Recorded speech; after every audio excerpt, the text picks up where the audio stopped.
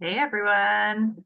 Hey, how are you? Uh, I'm good. I got to save a life today. Today was my CPR morning, so I ran from CPR at the office and ran all the way here. So not technically, but you know what I mean, rushing from one place to the other. So it is good. My blood is definitely pumping from, the practicing of, staying alive, staying I alive. know. Here we go. Your Yeah. biceps are busting. Yes, exactly. Exactly. So how's everyone else's week going? You guys are managing okay? Yes, I'm trying to stay warm. I know. Yeah, It's same. pretty good. We're on snow day number 20 since December here in Muskoka. So that's been fun. Yeah. Wow. It's always a good day when you wake up at 6:30 and realize that there are no school buses, and now you get to rearrange your day to figure it all out. So anyone that's joining us that is living this life, let me tell you, we have the dream. I know. I know. Oh Yeah. Well, dear. you always measure how cold it is by how quick the dog is, right? First thing in the morning. You haven't figured it out yet, but they're like zip zap back in. I'm not staying out there any longer. Yeah, that's your you don't need a thermometer or, No, that tells me right the away. Okay, yeah. so we need long johns today when we go for a walk. And yeah, in my big mitts and everything on. But I love it when the sun's out though. It makes such a difference, right? Yes, it is really nice and sunny today. So that just lifts the spirits, even though you know, everybody's home and there's a snow day. Yes. At least it's sunny. Yeah. At least it's Well, why don't sunny. we Well, get started today? Because we're yeah. right at 12. So Beth, why don't you do the introductions and get us some housekeeping. All right, awesome. Well, we're really excited to be here. We have our very own Anna Louise talking about transforming dental hygiene therapy with the power of air polishing. So it's going to be a great session. I'm looking forward to it. We're missing Kathleen today. She's not feeling well. So as much as she wanted to be here with us, she's not going to be today. So she says hello and she'll be with us again next time. A little bit of housekeeping. This is being recorded. So if you have patients coming in the door or you're pulled away for whatever reason, this will be recorded and available for you to watch later on. If you have questions, please put those into Q&A for us. If you're saying hello, which we always love when you do, just put that into the chat. Um, Other than that, I think what we're going to do is we're going to go around, we'll introduce ourselves, and then let's save Anna Louise for last since you are the special guest of today. Um, I'm Beth Parks. I am a dental hygienist. I am celebrating, my classmates and I, we are celebrating our 20th year this year, so that's exciting. I've been an RDH speaker for about 8 years, which is also exciting, and I'm the clinical affairs manager for Curion. Carrie, how about And, you? and I am Carrie Lepichek. I am a hygienist as well, almost 25 years into hygiene, which is so crazy to think about it. We started hygiene school 25 years ago. I work clinically, and I work with Clinical Research Dental, CRD, as their clinical expert in dental hygiene and education. Anna Wow. Louise, Anna take it Louise. away. Okay, so I'm Louise Tolan, and I'm celebrating my 40th year of practice of dental hygiene this year. 40 years, yeah. I've seen a few changes. I've I been bet. actually educating for 35 years this year. Wow.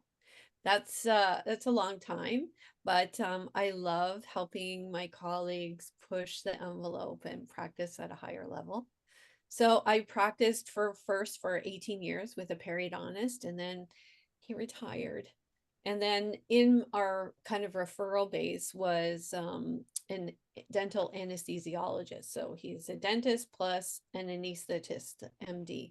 And I thought, okay, so I could go and work independent practice. That was one choice, one road, or I could learn more about medicine and go and work with Dr. Weir. And I chose that route because there was lots of his patients that had not sought the expertise of a periodontist because they couldn't be medically managed.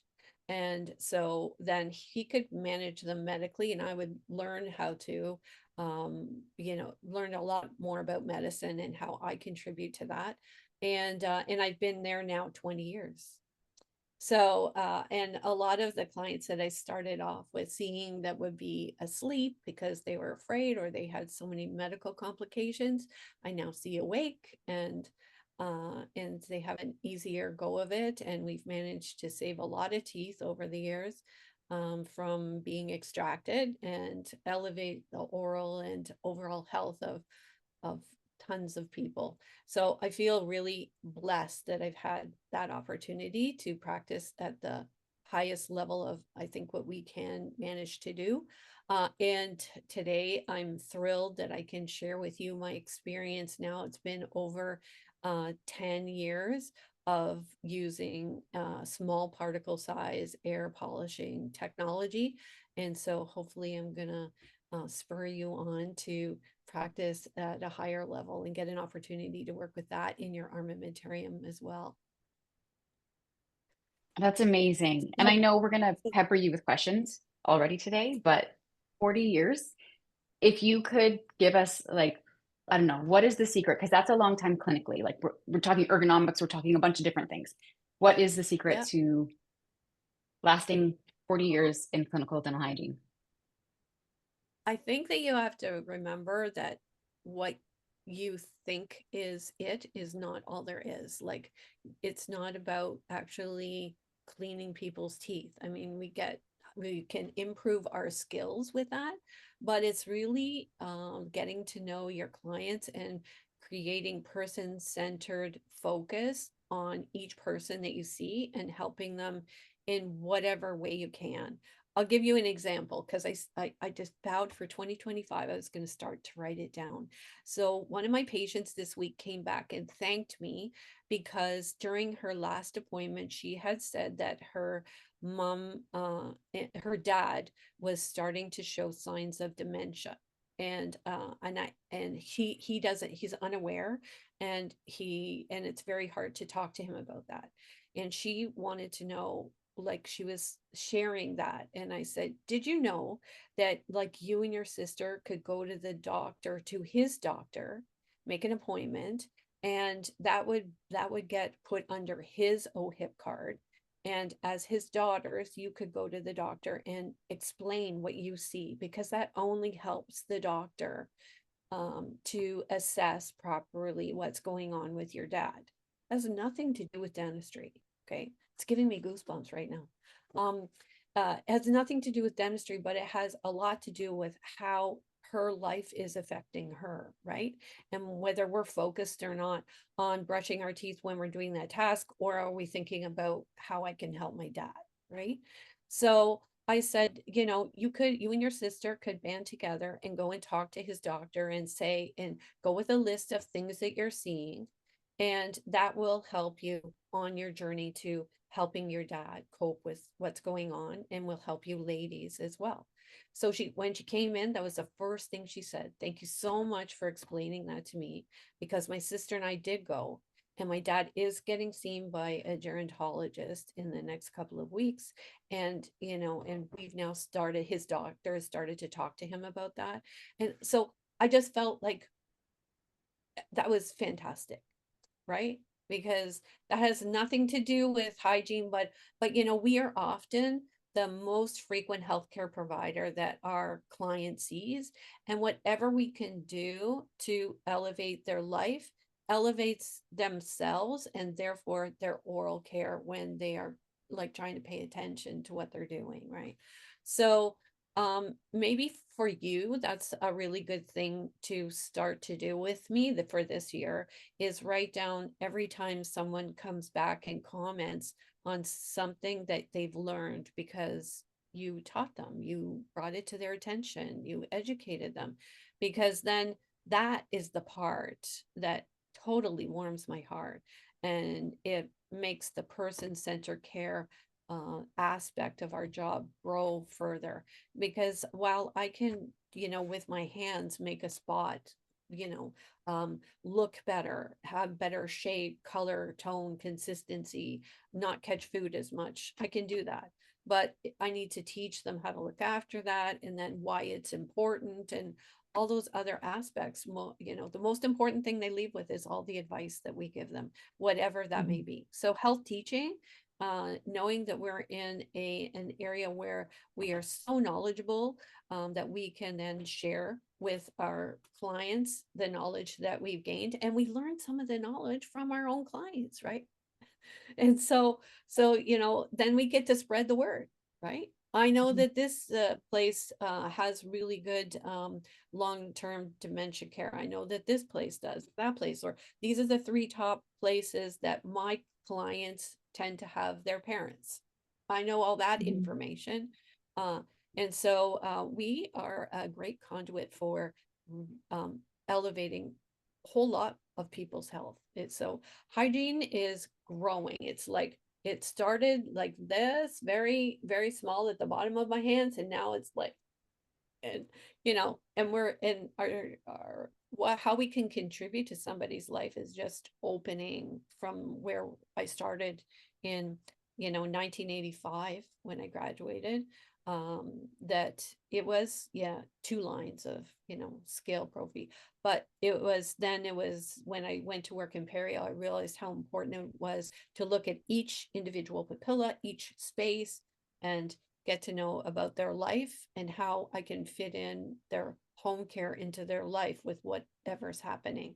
So it started to grow for me from there, but now I think it's so vast that the people that I see, they look at me for that I have the most current viable information that is going to enhance their life, period.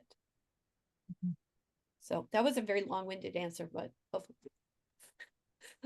Beautiful. It was a beautiful answer. And I think, you finding the secret to being able to stay in clinic as long as you have and gain all the experience. I mean, we're all better for it. So thank you for tapping into that insight and, sticking with it and then using that to teach us all and motivate us all. It's great.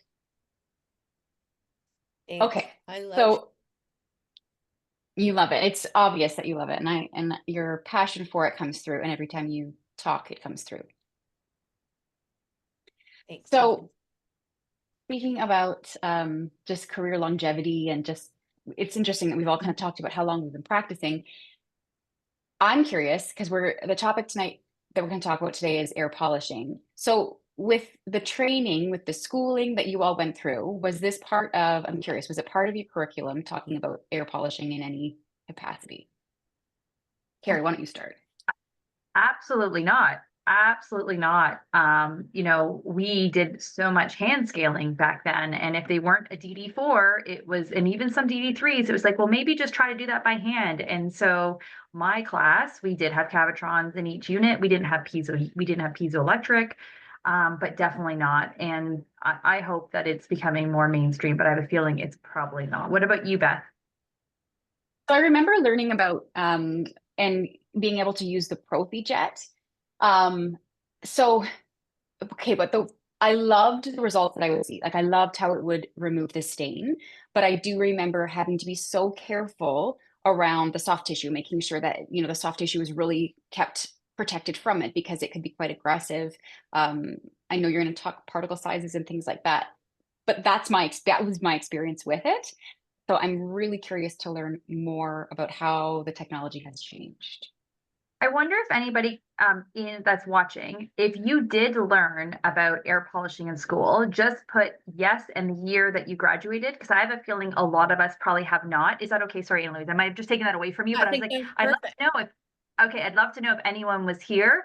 And then I just would love to know. 2024, someone learned about it. It's 2017. Okay, that's good. It's becoming briefly 2024. Okay. 2004, not 2024. I clearly have difficulty reading numbers today. Okay, so that's really interesting because air polishing was, now I'm going to have a frog in my throat right at the very beginning.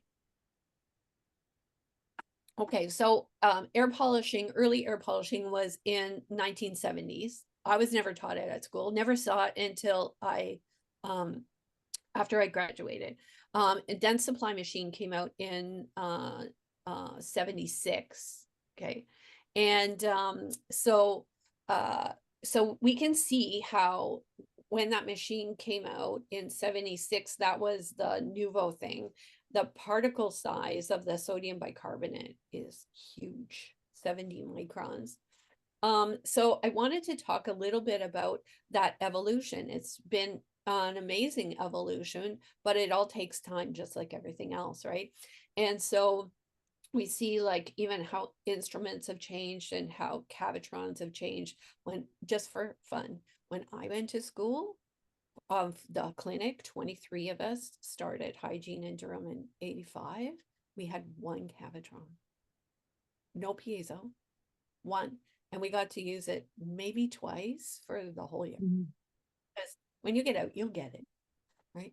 So anyways, I just wanted to share like the modern innovations that have happened over like the last decade have been amazing. So when I first got my first air polishing, small particle size air polishing machine in 2014, then, you know, the particle size was glycine, substantially smaller than sodium bicarbonate. So sodium bicarbonate, we're going to talk about the powders in a minute, but when I started to use it and educate my clients to enjoy it, I was relieved that there was now a treatment modality that was going to start to be more conservative on roots. Because my thing is, like, people are living longer, right? We know that people born after 2007 are expected to live to 121. Okay, so Dr. Sinclair, who works at the Harvard Institute of Aging, says the first people that have been born to live to 150 are already here. So for those of you who have little ones, okay, so let's say because you're a dental hygienist, your child doesn't get periodontal disease till they're 60.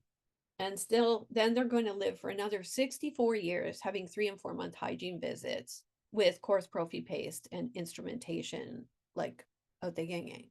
So I was very concerned. I have been very concerned because I work perio about the longevity of people's teeth, right? Because I've seen and had to evaluate, you know, the dish shape that happens from instrumentation. Some of it is, you know, we can help, and some of it we can't help, but we need to have something that is definitely remineralizing, and we need to have something that is easier on root structure.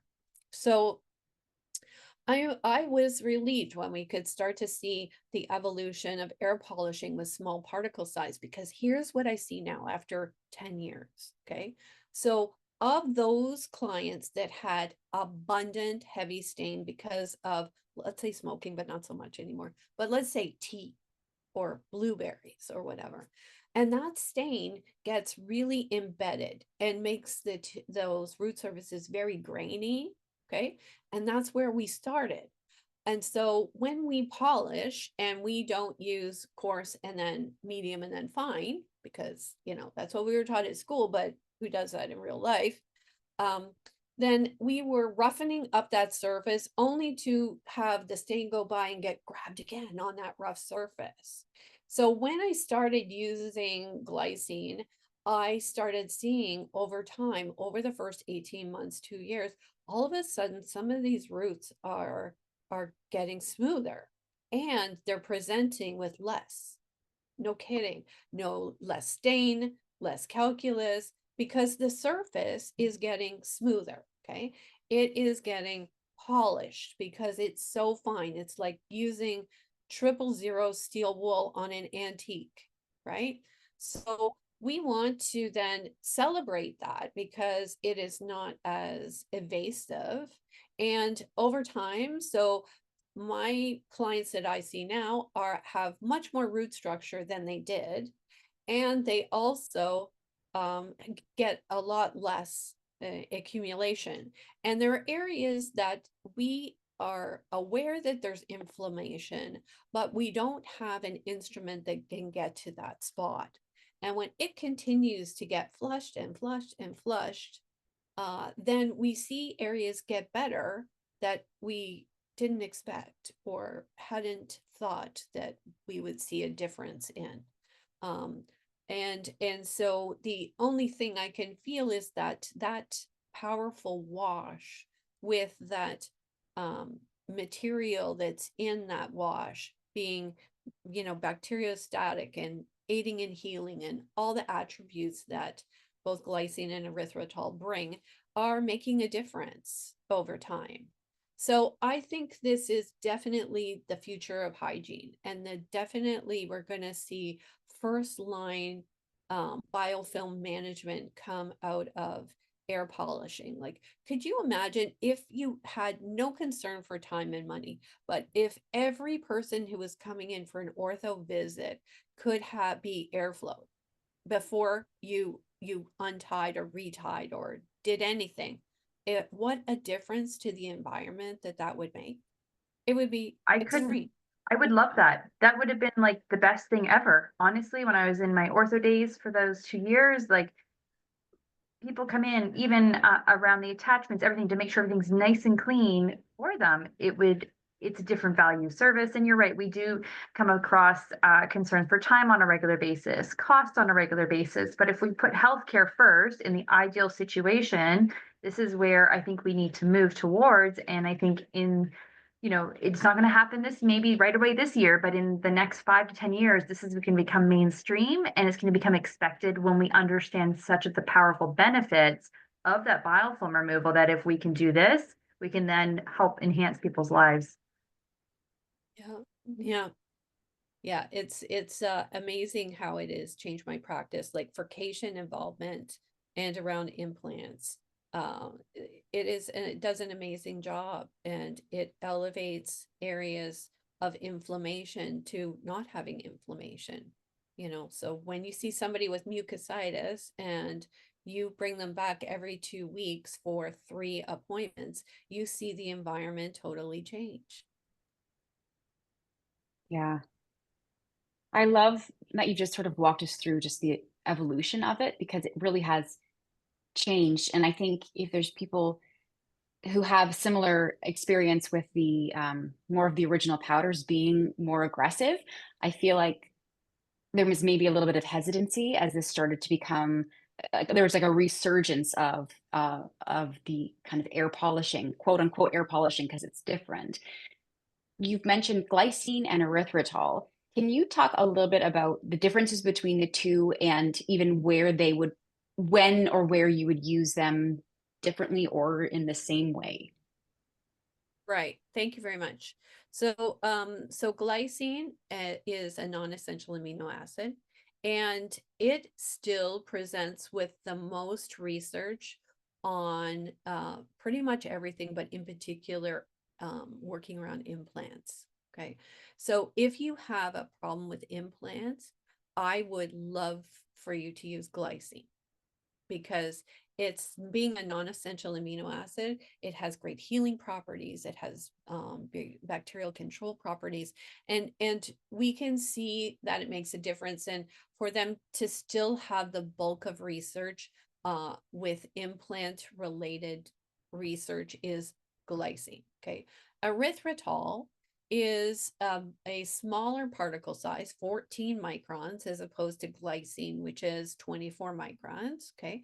And it is derived from corn. It's a sweetener. Okay. But it's 37% harder than glycine. So then it's going to be easier to take off more stain, but you can take off moderate stain with glycine. You just need to stay there a little bit longer. So, for years, that's what I had. And the cool thing about glycine is you can actually see the particle, right? And so when you're doing it and you see it like in a pocket, then you kind of tuck it back down in there with your perioprobe when you're done, because like you want it to keep working. So erythritol, you just see like, that there's powder, but it's so tiny that you can't manipulate it in the same way. So, but it both work really well in pockets that are greater than 5 millimeters, just like they do in this, above the gum line. So they both do similar things, okay? But one, glycine being more biocompatible, if you will, being a non-essential amino acid, uh, and erythritol derived from corn. Interestingly, glycine tastes a little bit sweeter than erythritol, which was not what I expected. But I see glycine as the most preventive choice, if you will, because it's not that 37% harder. Uh, and so it is the most soft. And so, but both of these you can use on tissue. I regularly, a part of my routine is to do the entire oral cavity. I do not do under the tongue. I will say that I do not do under the tongue, but I do the cheeks and the palate and the tongue as on the top surface, as much as I can, as much as they'll tolerate. And then when I do my colleagues, I'll say, I want you to tell me how long you think your mouth felt clean, that just clean thing. When does it feel like it got back to the usual fur, right? And across the board, they'll tell me 2 to 3 days. That's how much the environment changes, because you're doing everywhere. It's not like a polish where we're only doing, the coronal aspect, right? And the fact that it's so non-invasive, so gentle, that you can do all these soft structures is wonderful. So you're seeing healing rate increase because you're using these medicaments. So that's wonderful. And it Can certainly I ask? makes the removal so No, much I didn't mean to faster. cut you off. Yeah. So when we were talking about recession earlier, you mentioned, and I think we all see that with our patients, that we're seeing patients because they're keeping their teeth longer with more recession. So if I had to choose maybe the best powder for that scenario, just like you said, glycine, it sounds like because of the hardness in the erythritol, glycine may be a better option for some of those root surfaces. Would that be a good distinction?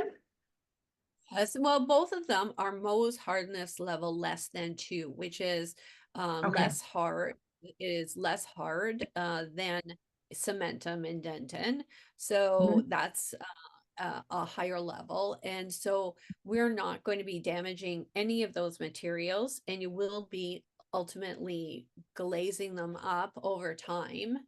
Um, uh, but it's whatever, like, you have to make a choice of perhaps you have to make a choice of powders based upon what your goals are for that particular client, and or what the availability, because the availability is and cost, does enter into it. So it depends where you're getting those powders. So up until now, like, glycine was available from the time I started really well until probably about maybe COVID days. And then in 2022, it started to get more scarce. But you're going to see that Hugh Freedy is bringing on a glycine powder as of this week. And so that is going to allow us more choice. And we're going to see the availability increase for medicaments that go in these small particle size applicable situations, and the machines that take those small particle size. If your machine takes large particle size, you can void the warranty by utilizing some of these small particle size powders. So you want to be careful about that. Sodium bicarbonate can come, and there's other ones out there that are large particle size. And so you can imagine then that the small particle size is just peeling through there. And that's not really great in accomplishing what you want, because it needs to have a certain speed in order when it hits the tooth to do what it's supposed to do. If it doesn't get that speed, then it can't do the job properly. And so if you have too many particles coming out at once, it's not really accomplishing what you want either. You know, it's like voiding the warranty and not doing what you want. So we want to minimize trauma by using these small particle size. And that's been like the game changer for me, and convincing me that this is, and the patients just love it. They come in and they'll say, oh, that's my favorite part. They love it. So yeah, it's all good things for hygiene. You know, it's a kind of an exciting time. It's been a while since we've had new innovations and options, and the fact that now we've got a variety of powder options to choose the right one for our patients' needs is really great. Just read your manufacturer instructions. You know, make sure that whatever powder is allowed to go into that unit, because you definitely don't want to void the warranties. That's not going to be a good day for you or a good day for the office. But you did mention though for a second that Hufredi has a new powder, but they also have a new machine, don't they? And so can you give us a few tips and tricks about what makes that different? And you know, how sometimes that powder can enhance the application during our usage? Like how can it all work together? Okay, so those are great questions. First, I'm going to have Beth is going to tee up a little video for you to see what the new machine looks like.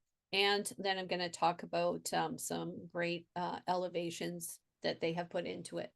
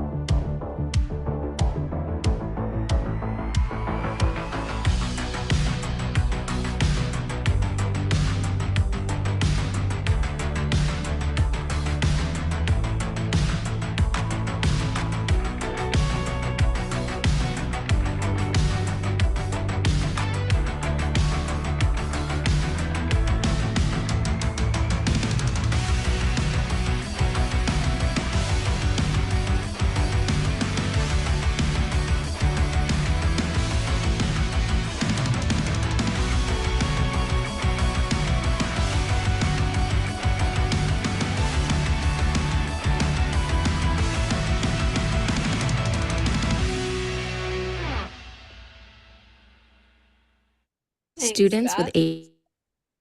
So I just wanted to share with you about their new power pair, and they have waited quite a while to come out with their own branded elevated system because they wanted to address some of the common concerns and complaints, and a lot of them had to do with, now we have clinician benefits. Okay, so there are some really great patient benefits and client benefits, because there's three heads. So there's the regular traditional like 90-degree head, and then there's a 128-degree head, which is fantastic for working if you're clearing areas for pit and fissure sealants, or say you're going to bond on a restoration. So the angulations, and also like brackets also. So it gives you an opportunity to choose a different angulation that is already going to help you. So there's the 90-degree and the 120-degree, and then there's the perio tip, and they've changed the tip to be more slender than what's out there and flexible, so that it can get into places and around implants and in in and around superstructures. So that has been a huge benefit.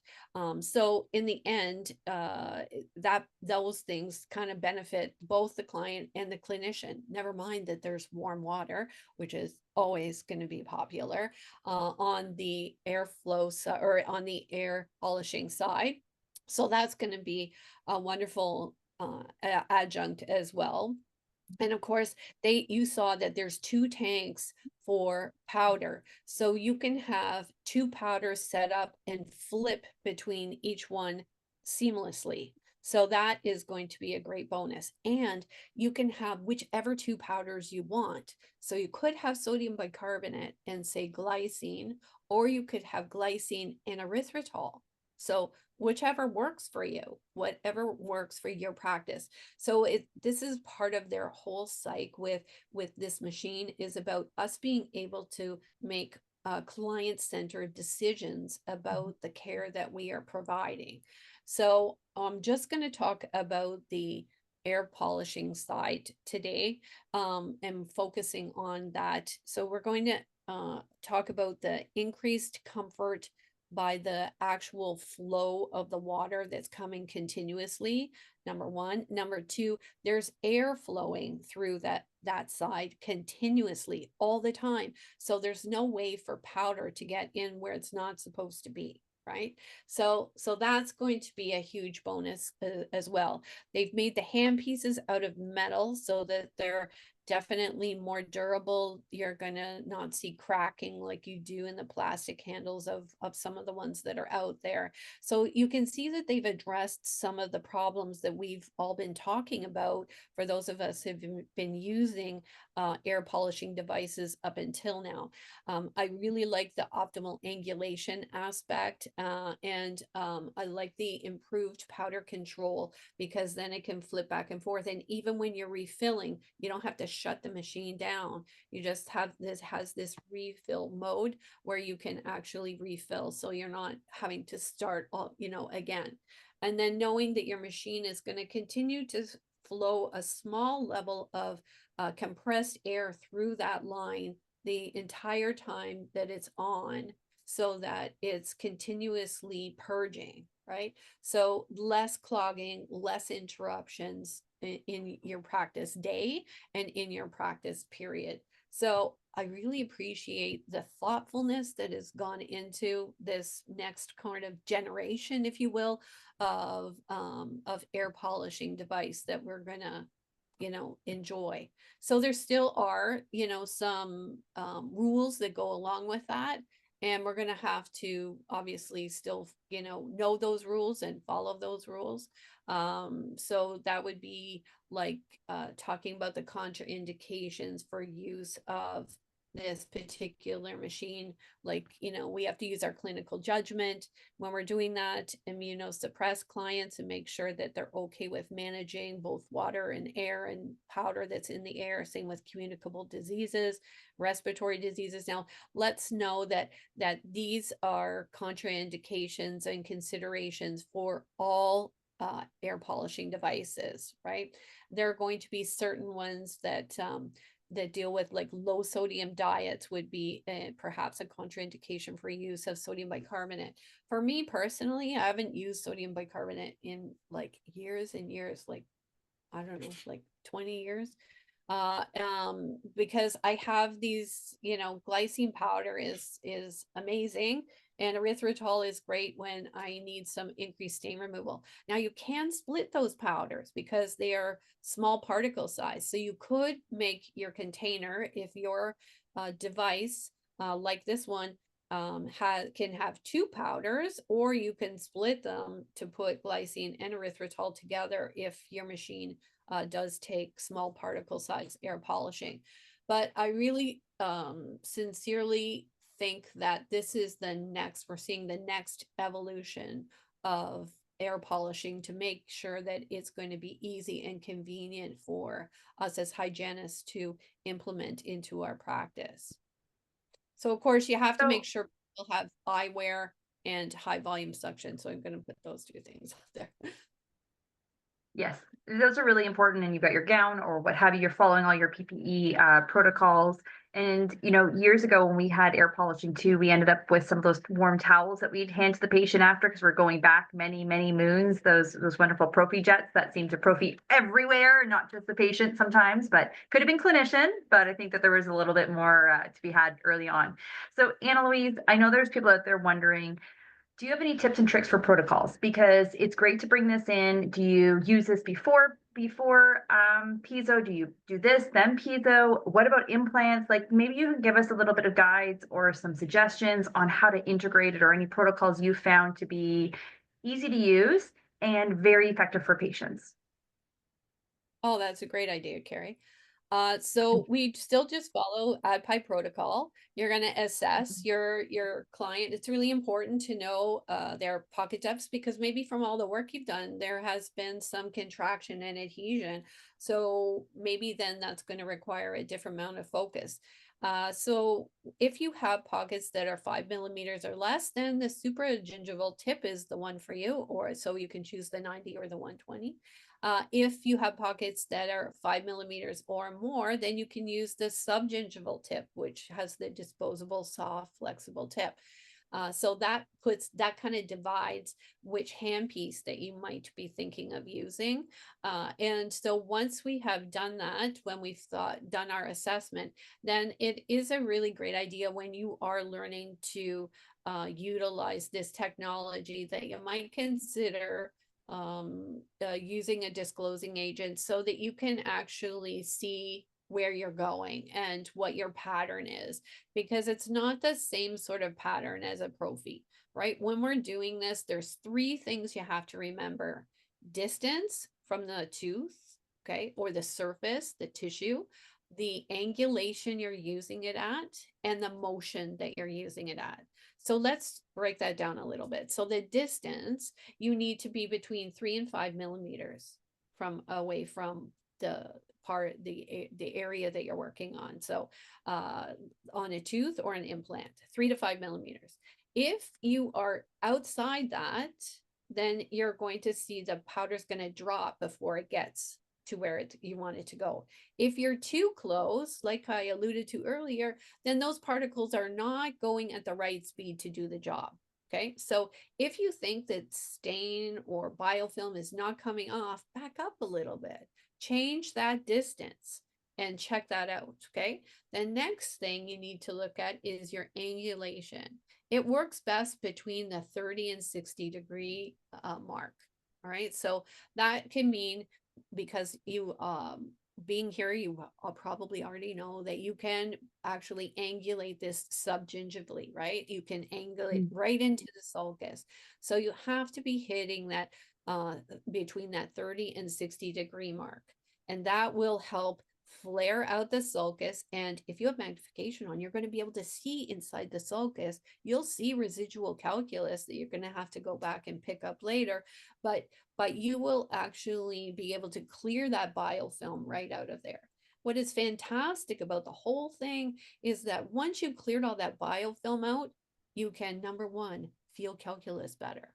Number 2, your fulcrum is more sturdy, more firm, because you're not slipping and sliding on that biofilm. So you can do a much better job. Then you can obviously explore better, and you're going to be, and because that the accretion is more broken down, because it has no biofilm on it, it like cracks off a lot more easily. It's like when you take the air water syringe and you hammer something with air and it deteriorates. It's the same sort of feeling. It's fun. It makes it far more fun, for sure.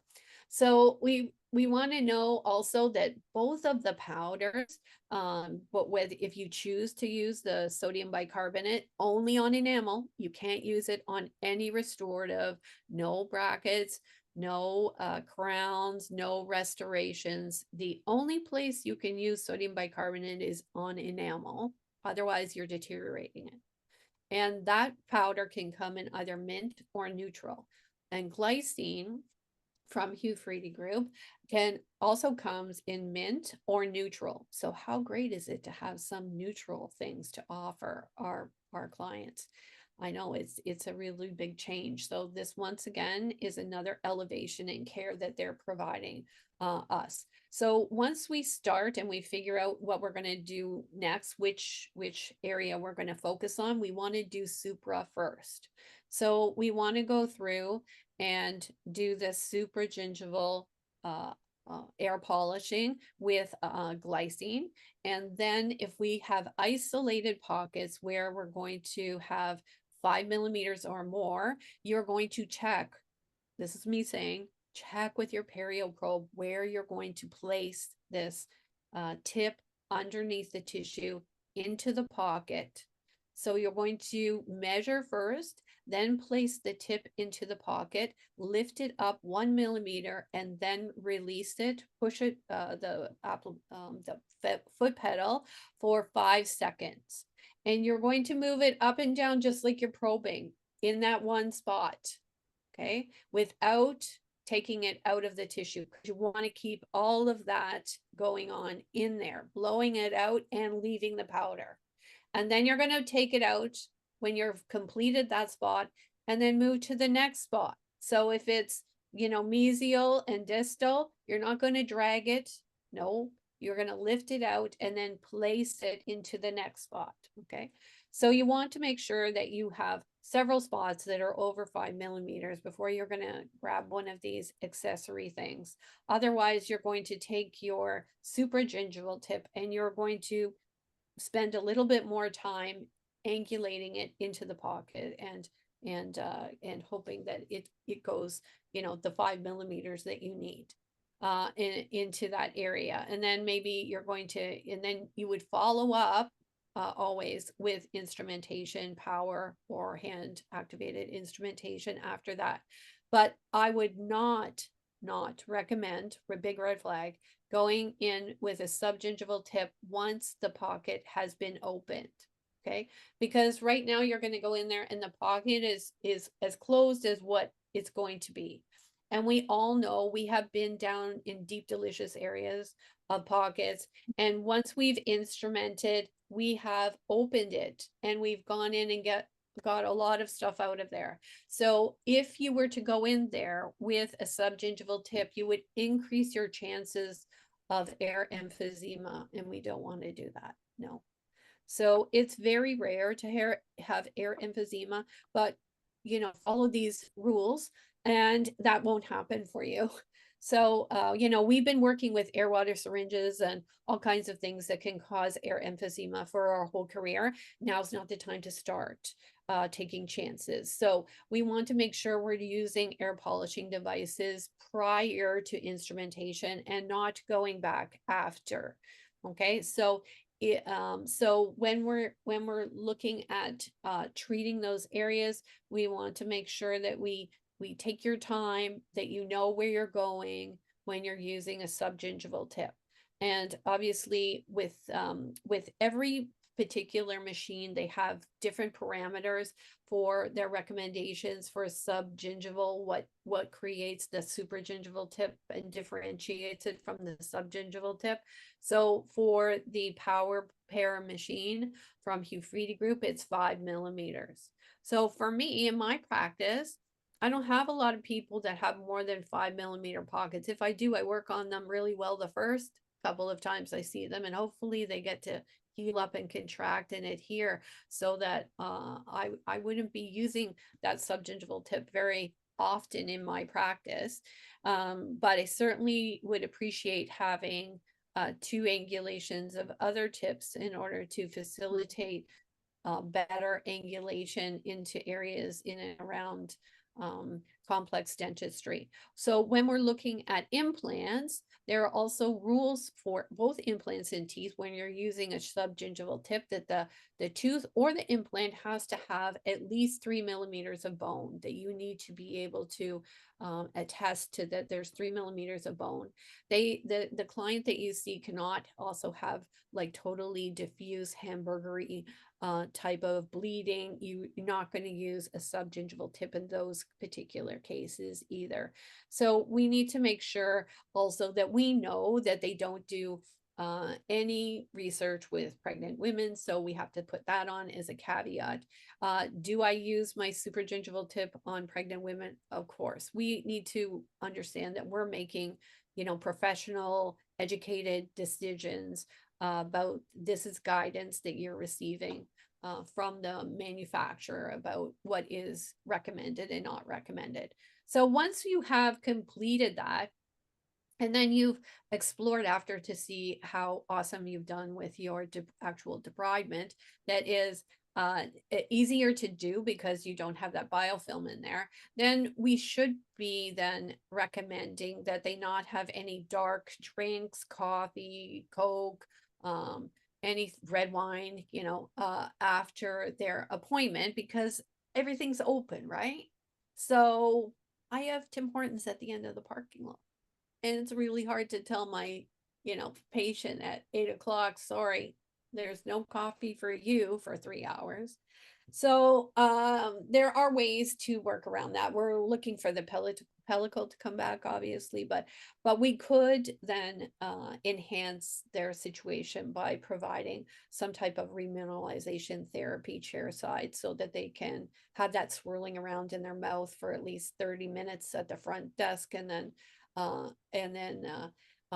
probably 15 minutes in the drive-through. I don't know. So hopefully all that's working before they get that coffee going down the hatch. So that's what I would White wine, look at. white wine wouldn't be a problem. So if we went white wine for that night, we'd be okay, right? So just trade up the red for Well, the white. We'll be all right that way. okay.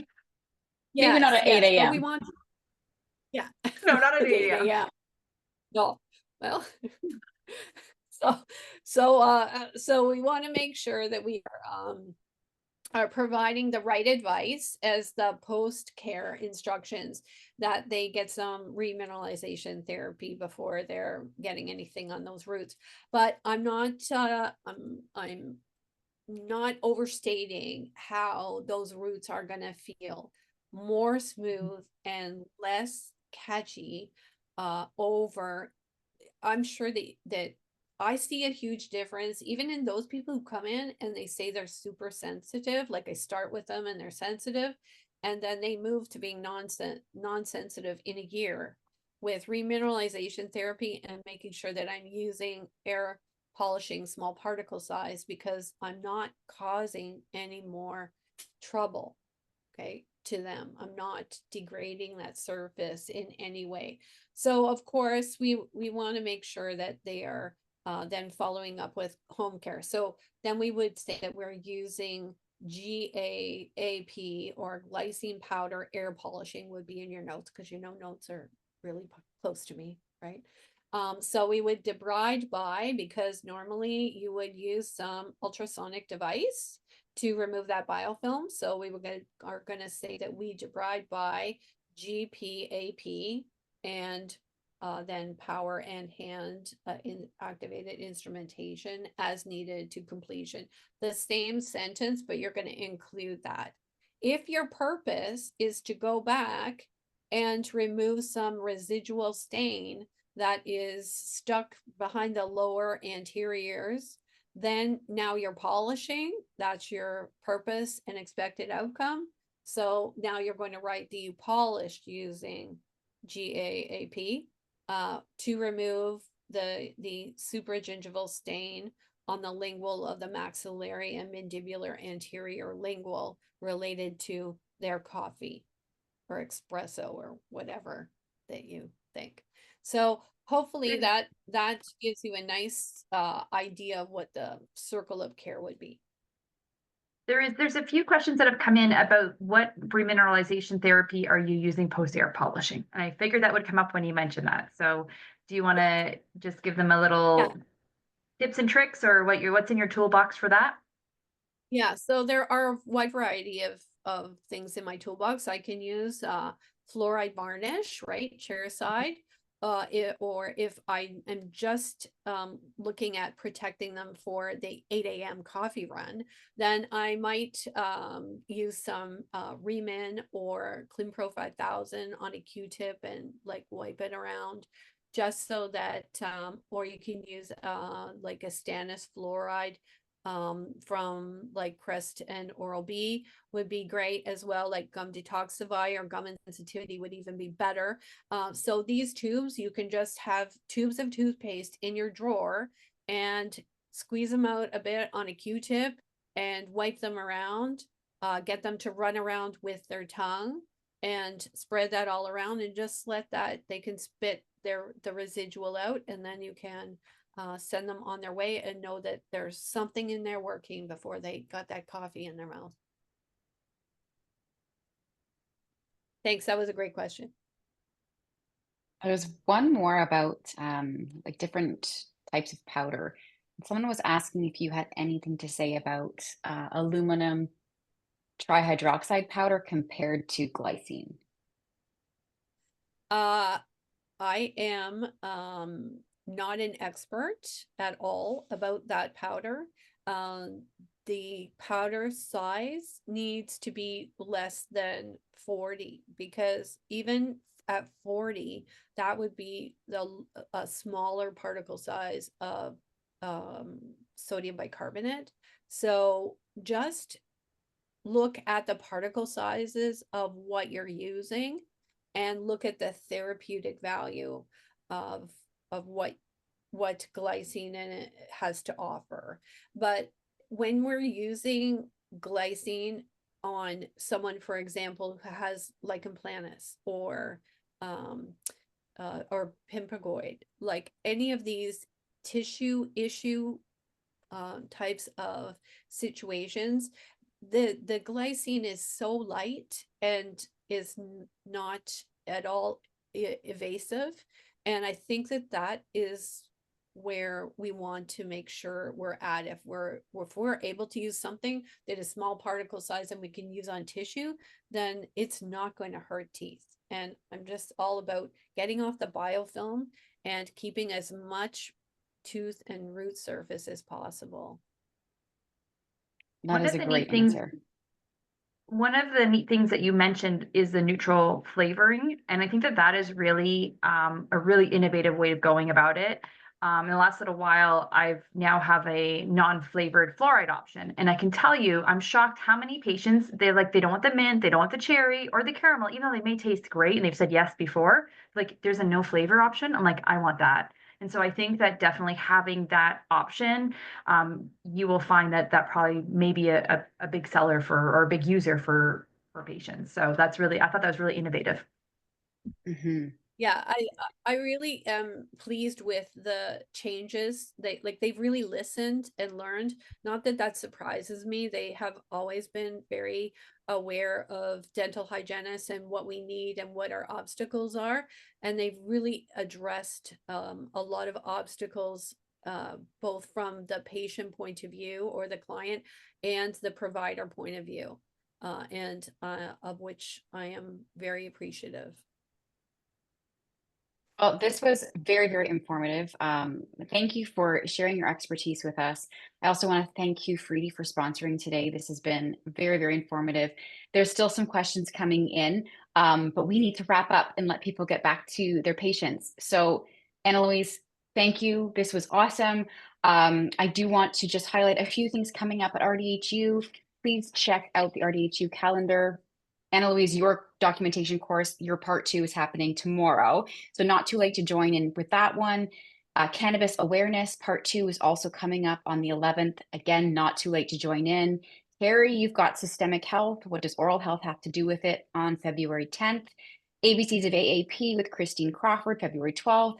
Beth Ryerson is with us, prudent jurisprudence on the 18th, and then medically compromised patient with Dr. Mohanta on the 20th. So lots and lots of really great things coming up.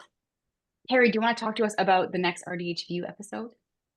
Yes, so we know that it's conference season. So our ask from the RDH View is that if you are at a conference and you see us, please come say hi to us. We would love to meet you in person because we are so thankful for the commitment you give us, the time that you take to be part of this, and we love that give back. So first off, please come and say hello to us. Second, our next show is actually not going to be until April the 25th. Because of conference season and all the things that are going on, we just couldn't fit it in. So we are going to be back April the 25th. It's a Friday again, and I'm going to be talking all things whitening. And so we will discuss and talk about tips, tricks, opportunities you have for integrating it into a business protocol. And we're excited to have you. So mark your calendars. We're going to take a pause, and we will all return April 25th. Oh, this sounds great. Thanks everyone for Well, coming. If you have yes, questions, you're welcome to email me. Excellent. Well, everyone have a safe and happy rest of your day. Enjoy your weekend. And we're thankful for your attendance. And we do miss you, Kath. I know you'll be watching this on recording. Please get better. And I know you will. And Louise, always insightful. So many tips and tricks. So till next time, everyone, take care. Bye. Take care.